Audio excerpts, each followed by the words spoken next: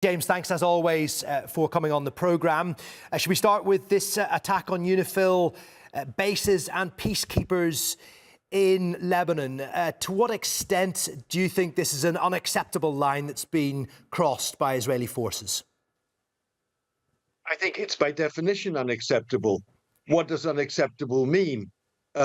You just had the US UN representative defending the UN's position and UNIFIL.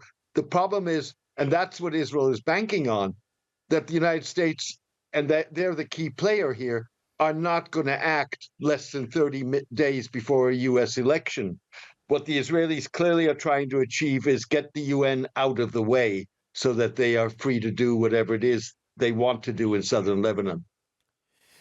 So what can be done by the international community? We've had condemnation from the United Nations Security Council. As you say, the main player in all of this is the United States. Is there anything world leaders can do?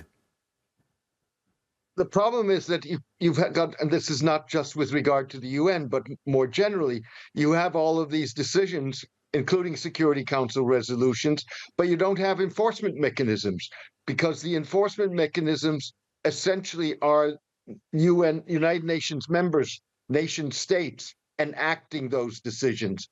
In this case, primarily the United States, because it has, in theory at least, the greatest influence on Israel, but has not been willing to enforce that. I mean, the world is waiting for a further escalation in the region, of course, James. Israel's response to that major attack by Iran last week. Do you suspect that how that plays out may well shape how this conflict plays out for the next week or two?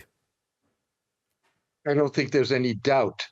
Fact of the matter is that how the Israelis retaliate or respond to the Iranian missile barrage that hit Tel Aviv several days ago is going to determine how Iran responds. With other words, you're going to get a tit for tat. The question is whether you can constrain that tit for tat and control it, rather than have a situation which it spins out of control and you get a much larger Middle East conflagration. What happens between Israel and Iran, without question, is going to influence what happens between Israel and Hezbollah. James, always a pleasure to have you on. Thanks very much indeed. James Dorsey there live for us from Singapore. Thank you.